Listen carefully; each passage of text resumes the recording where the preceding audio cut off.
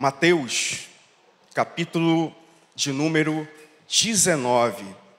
Mateus, o Evangelho segundo São Mateus, o capítulo 19, o verso 23 em diante.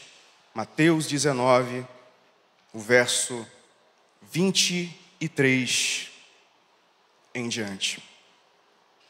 Diz assim a palavra do Senhor. Então Jesus disse aos discípulos: digo-lhes a verdade, dificilmente um rico entrará no reino dos céus. E lhes digo ainda, é mais fácil passar um camelo pelo fundo de uma agulha do que um rico entrar no reino de Deus. Ao ouvirem isso, os discípulos ficaram perplexos e perguntaram: neste caso, quem pode ser salvo? E Jesus olhou para eles e respondeu: para o homem é impossível, mas para Deus todas as coisas são possíveis. Oremos. Senhor, Deus e Pai que estás nos céus, te somos gratos, Senhor, pela oportunidade de estarmos na Tua casa. E que privilégio, Senhor, estarmos aqui compartilhando, Senhor, das Tuas Escrituras, da Tua palavra revelada, que é a Bíblia Sagrada. Deus, que Tu possas falar a cada coração, começando pelo meu, que possa trazer informação, ensino, aprendizado, conselho a cada um de nós. Te agradecemos, Senhor, em nome de Jesus. Amém. Tome seu assento. Glória a Deus. Queridos, este texto que nós lemos aqui do Evangelho de Mateus, no capítulo 19, verso 23 em diante, é uma passagem muito conhecida da Bíblia, muito conhecida por mim, por vocês, por cada um de nós, aonde discutia-se acerca de como herdar a vida eterna. Jesus havia tido um encontro com um jovem rico, e este jovem rico lhe fez essa pergunta. E a resposta de Jesus foi: larga tudo o que tu tens, vende tudo o que tu tens, abandona tudo e vem e segue-me. E aquele jovem ficou muito triste, e diz a narrativa do texto de Mateus que ele foi embora. Nesse momento, Jesus ele virou aos seus discípulos e disse: digo-lhes a verdade, que dificilmente um rico entrará no reino dos céus. Dificilmente um rico herdará a vida eterna, porque é mais fácil um camelo passar pelo fundo de uma agulha do que um rico herdar a vida eterna, o rico adentrar no reino dos céus. Esse texto de Mateus 19, ele ilustra verdades sobre o reino de Deus. Esse texto de Mateus 19, ele nos fala da graça de Deus. Da graça, sim, da graça de Deus. Porque independentemente da sua condição financeira, independentemente do seu status social, se você é rico ou se você é pobre, se você tem recursos ou não, a sua salvação não depende nada, não depende uma única grama disso, porque a sua salvação é pela graça de Deus. É pela graça que nós somos salvos, porque é dom gratuito de Deus. A vida eterna, ela nos é dada de graça e pela graça. Esse texto, portanto, ele fala da maravilhosa graça salvadora de Deus em Cristo Jesus. Mas por que que Jesus ele usa essa figura de linguagem? Jesus ele usa uma hipérbole, que é uma figura de exagero. Como nós dizemos, o fulano é forte igual a um touro. Ou o fulano ele é ágil, ele é rápido como um gato. E Jesus disse: olha, é mais fácil um camelo passar por um fundo de uma agulha Jesus ele usou uma linguagem de exagero que nós chamamos de hipérbole. Mas por quê? Pela cultura judaica, eles entendiam que quanto mais próspero fosse a pessoa, quanto mais sucesso tivesse, quanto mais dinheiro tivesse, quanto mais bens tivesse, quanto mais recurso tivesse, significava que ele estava mais próximo de Deus. É como se fosse uma fórmula: judeus, mais sucesso, mais bens, mais prosperidade, igual a vida eterna. Eles achavam que o fato da pessoa ter sucesso e prosperidade e bens materiais, de que a bênção e o favor de Deus estava sobre ele. E inversamente o contrário. Quem era pobre, quem era miserável, quem passava necessidade, estava longe de Deus, porque o favor de Deus não estava com ele. Portanto, eles entendiam que quanto mais rico você tivesse, mais perto você estava do reino dos céus. Mas veja que Jesus, ele quebra esse paradigma. Jesus, ele quebra esse conceito. A partir do momento que ele entra em confronto com o pensamento que os seus discípulos tinham, que era um pensamento cultural da época. Mas o evangelho é assim, irmãos. O evangelho, ele muda perspectivas. O evangelho, ele quebra padrões. Você quer ver? Mateus 20:16, os últimos serão os primeiros, e os primeiros serão os últimos. Lucas 22:26, o menor será o maior, e o que governa será como aquele que serve. Em Mateus 23:12 diz assim: os humilhados serão exaltados, e os exaltados serão humilhados. Então o evangelho, ele quebra paradigmas, o evangelho, ele quebra conceitos. O evangelho não é sobre ter, o evangelho é sobre ser. Então não sejamos como os judeus da época, não sejamos como os fariseus da época, que priorizavam as coisas da terra, que priorizavam as coisas desta vida. Nós temos que valorizar o ser cristão, uma vida de comunhão com Deus, e não bens ou coisas materiais. É claro que eu não vou ser hipócrita em dizer que não é bom nós termos coisas boas. É bom sim. É bom nós termos um bom carro, ou desejarmos ter um bom carro. É bom desejarmos ter boa casa. É bom desejarmos ter coisas que nos tragam conforto e comodidade? Claro. Mas isso para a vida eterna não influencia em nada. Isso para a minha e a sua salvação não significa nada. Para o reino de Deus não importa o ter, o que vale é o ser. Voltamos à história, ao encontro de Jesus com o jovem rico. O jovem rico perguntou: Senhor, mestre, rabi, o que devo fazer para herdar a vida eterna? E Jesus falou: olha, você guarda os mandamentos? Ele, sim. E ele os citou. Ele falou: ok, então larga tudo que tu tens, renuncia a tudo isso, vende, entrega, doa e me segue.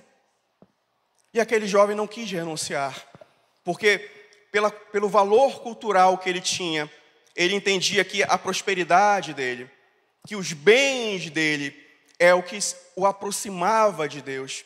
Eram as suas riquezas, eram os seus bens que o fazia estar mais próximo de Deus e, portanto, mais próximo da vida eterna. Mas lá em Marcos 8:36, diz assim: pois o que adianta ao homem ganhar o mundo e perder a sua alma? Não adianta, meus irmãos. Não adianta nós termos todo o sucesso do mundo.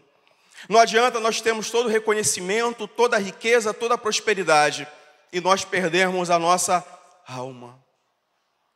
No reino de Deus, o que importa é a nossa transformação, é a nossa mudança de atitude.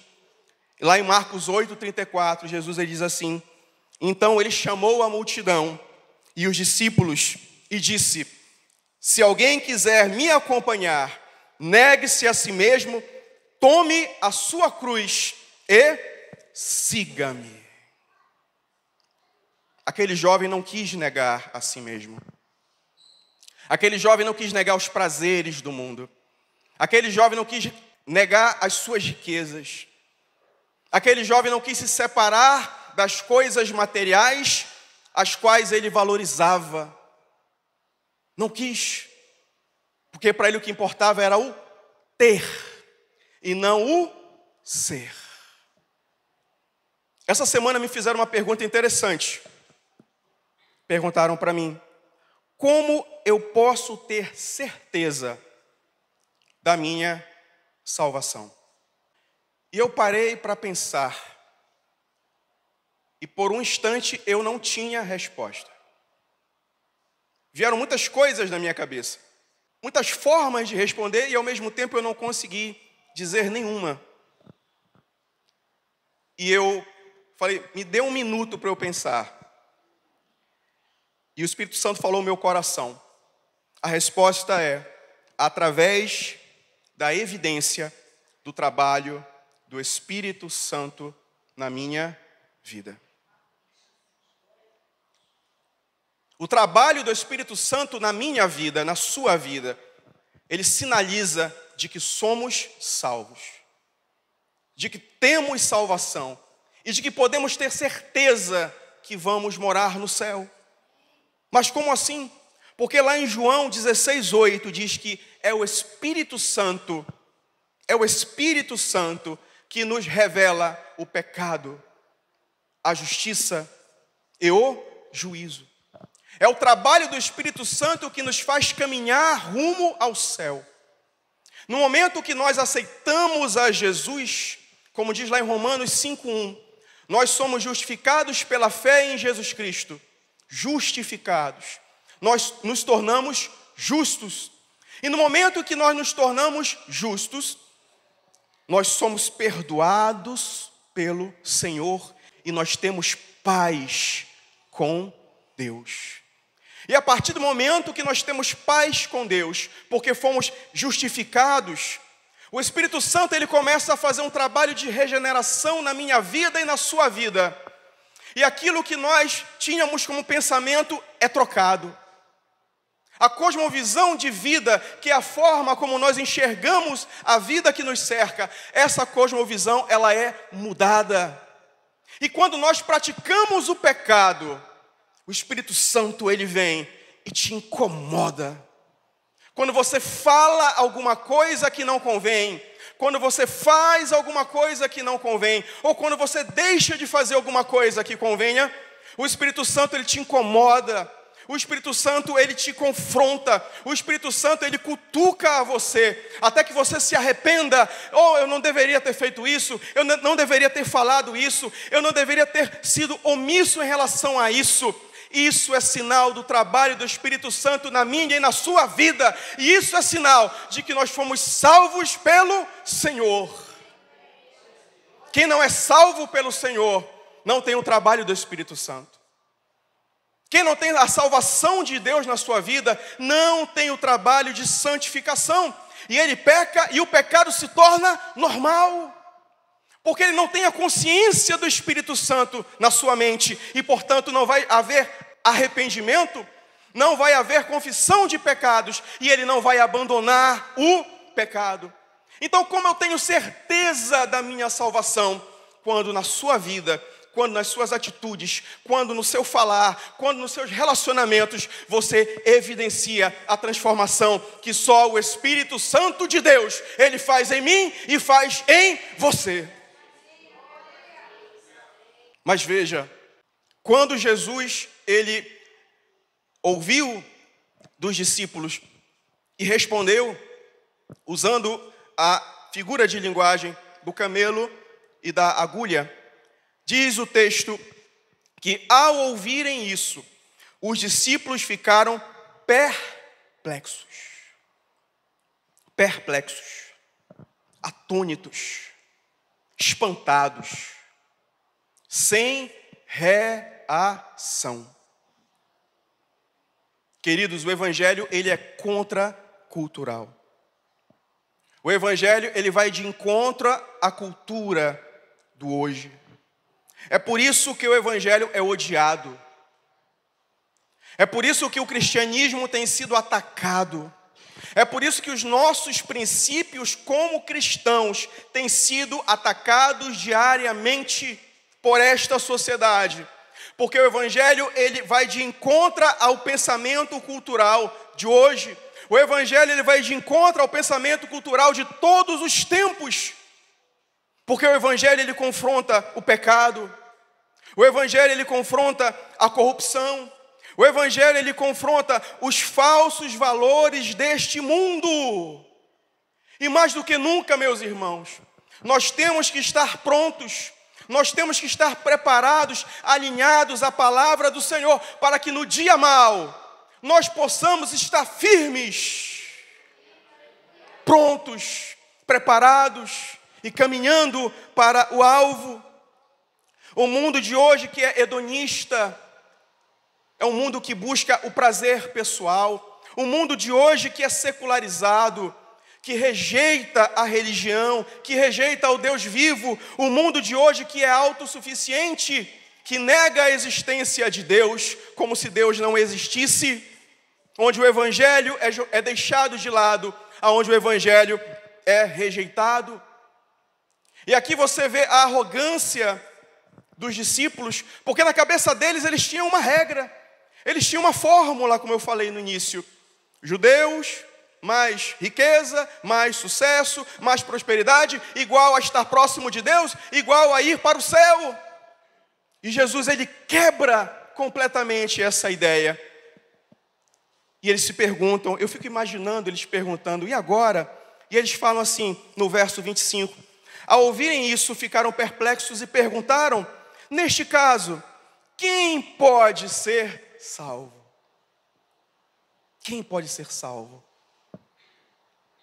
Queridos, quando nós confrontamos o mundo com a verdade, que é a palavra de Deus, o mundo fica perplexo.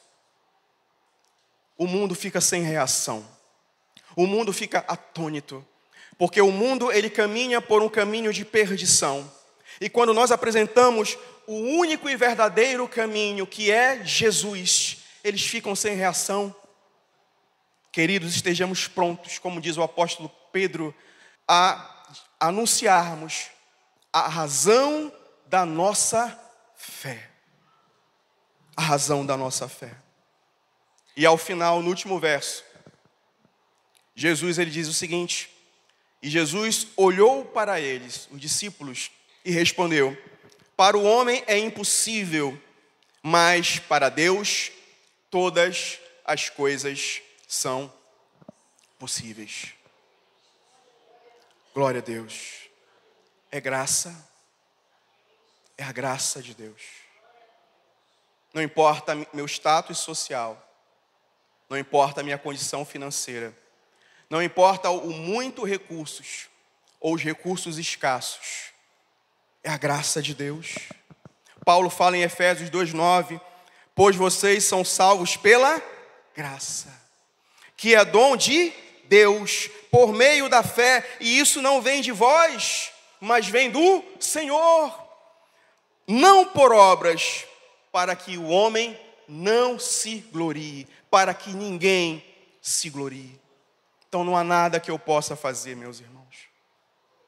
Por melhor que nós sejamos, por melhor que você seja, ou que eu seja, por melhor pessoas, cidadãos, pais, irmãos, filhos, amigos, por melhor que você seja, por mais nobre, por mais honesto, por mais correto, nada disso vai te levar ao céu, porque é a graça de Deus, é a graça do Senhor que te salva. É um favor imerecido, não é porque você merece, não é porque você é bom, mas é a graça de Deus. É a graça de Deus que escolheu a mim, que escolheu a cada um de nós para termos a vida eterna. É a graça de Deus, é o maravilhoso favor de Deus. E o que é mais importante em tudo isso é que nós não precisamos fazer nada neste momento. Porque o ato da salvação é exclusivamente de Jesus. É exclusivamente dele. Mas a partir do momento que somos salvos, que recebemos a nova vida em Cristo, aí sim, nós começamos a caminhar, a trilhar um caminho que é largo, não é isso, meus irmãos? Não, né? É um caminho que é estreito, é um caminho que é apertado, é um caminho que poucos escolhem ir, e alguns mesmos que escolhem acabam desistindo pelo caminho, porque não é um caminho fácil, não é um caminho tranquilo, mas é o caminho que leva ao alvo da salvação.